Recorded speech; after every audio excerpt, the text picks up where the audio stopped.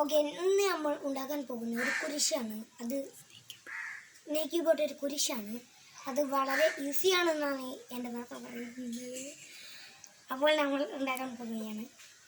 അപ്പോൾ ഇങ്ങനെ ഒരു വീടിൻ്റെ പകുതിയാക്കുക, വീണ്ടും ഇങ്ങനെ ആക്കുക, പിന്നെ ഇങ്ങനെ കാട്ടിയിട്ട് ഇതും ഇങ്ങനെ കാട്ടുക.